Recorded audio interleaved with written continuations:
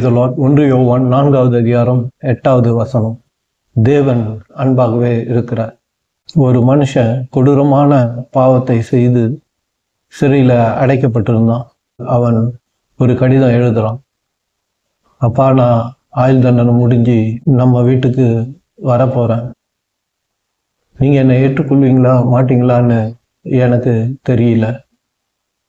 அதனால் நீங்கள் என்னை ஏற்றுக்கொள்வீங்கன்னா நம்ம வீட்டில் இருக்கிற மாமரத்தின் மேலே ஒரு சிவப்பு ரிப்பனை கட்டி வைங்க.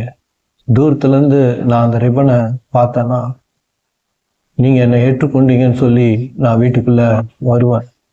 அப்படி அந்த ரிப்பனை நான் பார்க்கலன்னா நான் அப்படியே திரும்பி போயிடுவேன் அப்படின்னு சொல்லி கடிதம் எழுதலாம்.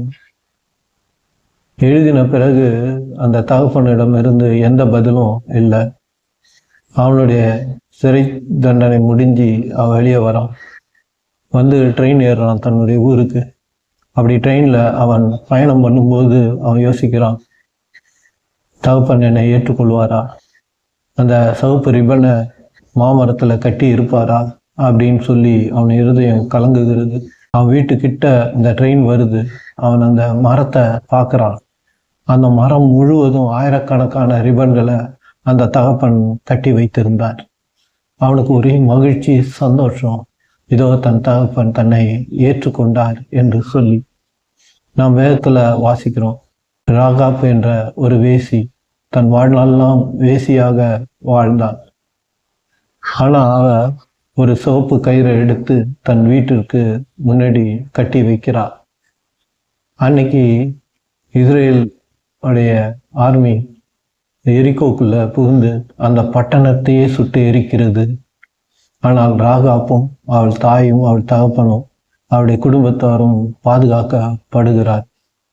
இந்த சிவப்பு ரிப்பனும் சரி, இந்த சிவப்பு கயிறும் சரி, இயேசுவின் ரத்தத்தை குறிக்கிறது.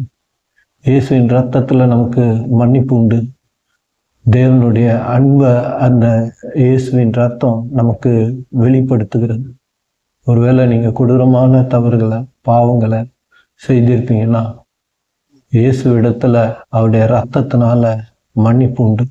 இயேசுவின் ரத்தம் சகல பாவங்களை நீக்கி நம்மை சுத்திகரிக்கிறது என்று வேதம் சொல்லுது. அதனால் நீங்கள் இயேசு இடத்துல திரும்பி வந்தால் போதும். அவர் உங்கள் பாவங்களை எல்லாம் சுத்திகரித்து உங்களை புது மனுஷனாய், புது சிருஷ்டியாய் மாற்றுவார்.